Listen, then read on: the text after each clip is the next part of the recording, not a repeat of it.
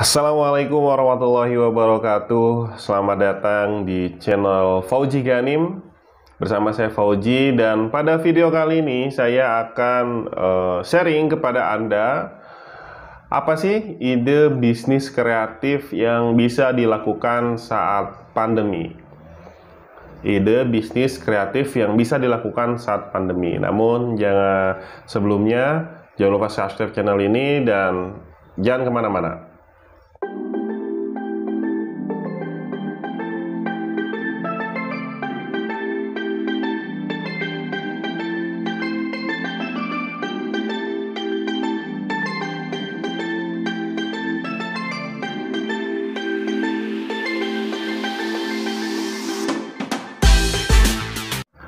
Oke, di saat pandemi seperti saat ini, tentu ada bisnis yang terdampak dan ada bisnis yang justru meningkat. Nah, yang perlu Anda ketahui adalah bisnis apa dulu yang sangat terdampak di saat pandemi.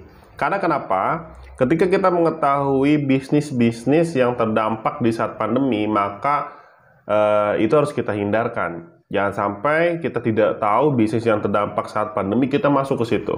Sebagai contoh, misalkan ada mungkin dia melihat video di channel ini, bagaimana cara menjadi travel agent, bagaimana memulai bisnis tour and travel. Saya kan memang membuat video-video seperti itu. Dan tanpa dia berpikir panjang bahwa itu menurut dia adalah bisnis yang bagus, dia menghubungi saya untuk bertanya bagaimana cara. Dulu memang sebelum pandemi saya selalu bikin edukasi, bikin seminar, bikin webinar, dan membuka sebuah reseller travel agent ya, untuk bisnis tour and travel yang saya jalankan. Tapi sekarang nggak bisa. Karena kenapa? Karena travel masuk ke dalam salah satu bisnis yang paling parah terdampak COVID-19. Oke, di sini saya mengambil sumber dari suara.com, di mana ada 11 bisnis yang paling terdampak di saat pandemi. Yang pertama adalah hotel. Jelas, hotel merupakan salah satu bisnis ataupun sektor industri yang paling parah terdampak. Karena kenapa? Hotel itu sangat erat kaitannya dengan pariwisata, betul nggak? Ya, saya bermain di dunia pariwisata, di industri pariwisata, sangat tergantung sama hotel. Setiap kali kita mau tur kemana, pasti kita akan menggunakan hotel. Ketika wisata itu vakum, wisata itu tidak bergerak, tidak berjalan, maka hotel pun sama. Karena hotel merupakan bagian dari salah satu bagian sektor yang ada di industri pariwisata juga, seperti itu. Oke.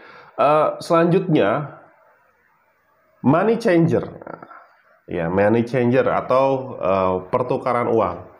Nah, otomatis karena pandemi ini membatasi orang untuk berpergian dari satu negara ke negara lain.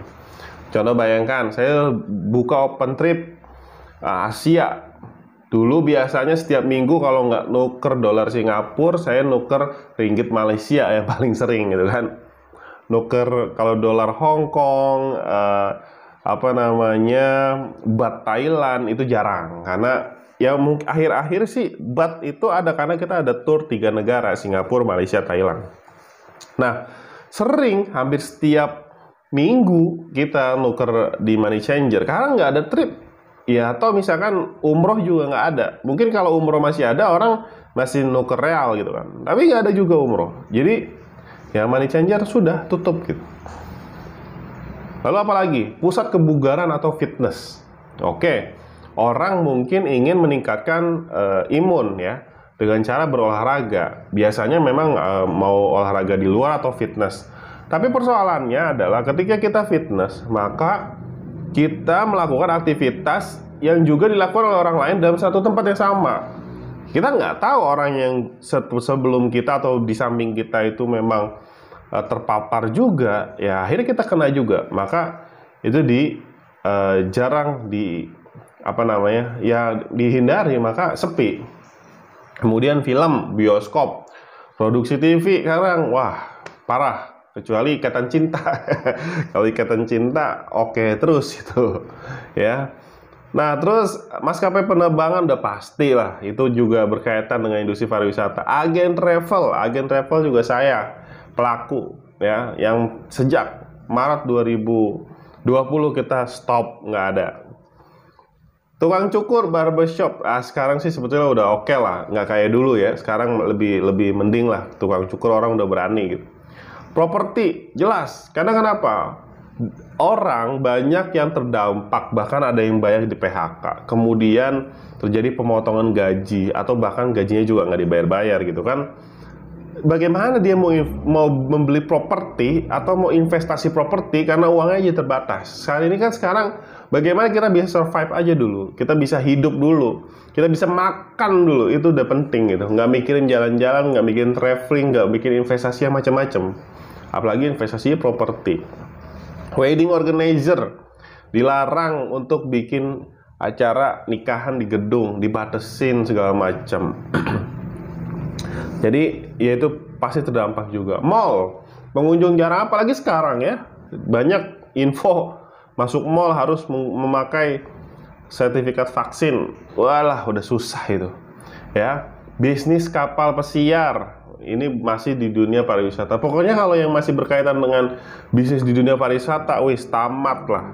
Kita nunggu COVID ini selesai baru kita bisa. Nah, lalu apa bisnis kreatif ya yang bisa kita jalankan? Ini kreatif ini sebetulnya apa ya? Nggak mesti harus, orang kan selalu berpikir kreatif itu menciptakan sesuatu yang unik, menarik, menilai seni. Enggak usah. Kalau saya punya definisi sendiri, kreatif itu adalah yang bisa dijalankan, ya kan? Kalau Anda, ya ini idenya bagus gitu kan, tapi nggak bisa dijalankan, ya nggak bisa. Jadi kreativitas Anda itu nggak jalan. Jadi yang penting sekarang itu adalah bisnis yang bisa dijalankan. Apa yang bisa dilakukan adalah Anda bisa jualan makanan, ya, food and beverage, makanan dan minuman. Apalagi makanan dan minuman yang bisa di take away, ya, bisa didaftarkan ke GoFood, ShopeeFood, ya kan, GrabFood dan lain sebagainya. Karena ya jangan buka restoran deh. Kalau restoran tetap susah karena ada pembatasan sosial. Anda buka jualan makanan bisa dari rumah, nanti jualan secara online, nanti dikirim melalui GoFood gitu kan. Nah, bisa seperti itu. Kemudian usaha kebutuhan bahan pokok, sembako itu sangat dibutuhkan karena orang ini saat ini yang penting bisa makan, ya kan. Orang tuh bisa hidup, bisa mandi, ada sabun, ya kan, ada pasta gigi. Kemudian bisa nyuci, masih ada sabun, makan masih ada beras, ada telur, ada mie, Indomie cukup, ya kan, ada gula, ada teh, ada kopi, selesai. jadi nggak lagi nyari apa ya? Kita itu lagi nggak nyari souvenir, nggak nyari perabotan rumah tangga, nggak nyari itu tuh kebutuhan sekunder ya, bukan premier. Jadi jangan bermain di situ. Kemudian usaha jasa produk kesehatan ya, Anda jualan vitamin ya kan, jualan herbal yang bisa membantu dalam proses perkuat imun atau memperkuat kesehatan. Nah, kemudian usaha jasa pendidikan, apalagi bermain di pendidikan dan pelatihan e-course. Ya, e-course seperti sekarang kan ya yang paling oke itu kan Ruang Guru. Ya, ada juga di videonya di channel ini. Ruang Guru ini waduh luar biasa zaman sekarang gitu kan. Itu Ruang Guru itu menghancurkan bimbel-bimbel yang sudah eksis secara offline di Indonesia tentunya. Semua beralih.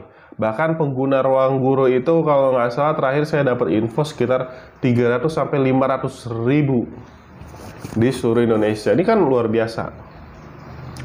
Oke, selanjutnya yang terakhir adalah bisnis digital. Nah, teman-teman, saya mengajak teman-teman untuk segera mungkin beralih ke digital dan memiliki aset digital. Apa itu aset digital? Ini aset digital yang Anda tonton ya, channel YouTube. Yang paling simpel, yang mudah. Anda bisa bikin channel YouTube, Anda bisa bikin TikTok, Anda bisa bikin Instagram. Tapi untuk menghasilkan, tidak hanya sebatas untuk tempat Anda sebagai orang yang mengkonsumsi saja, tapi sebisa mungkin Anda kreatif, Anda sebagai content creator-nya, Anda membuatnya, Anda sebagai produksinya, produksi konten-konten gitu. Nah, ini kan channel YouTube ini bisa menjadi aset digital Anda yang menghasilkan tentunya. Tidak juga misalkan dari AdSense ya, kalau saya juga AdSense kecil nggak ada malah, ya sedikit gitu. Tapi maksud saya dengan adanya channel, Anda juga bisa mempromosikan produk Anda yang Anda jual, yang Anda pasarkan. Jadi seperti itu ya. Baik, itu ya teman-teman, sharing dari usaha yang bisa dilakukan Anda bermain di makanan dan minuman, kemudian kebutuhan bahan pokok, Anda bisa di jasa kesehatan atau produk kesehatan, kemudian Anda bikin e-course pelatihan online ya, digital, dan bikin bisnis digital. Baik, itu aja, semoga video ini bermanfaat dan sampai bertemu di video selanjutnya. Ingat bahwa COVID masih terjadi, masih berlangsung. Sebisa mungkin kita bisa survive, kita bisa bertahan, dan semoga teman-teman juga bisa bertahan. Oke, terima kasih, semoga bermanfaat. Sampai bertemu di video selanjutnya. Assalamualaikum warahmatullahi wabarakatuh.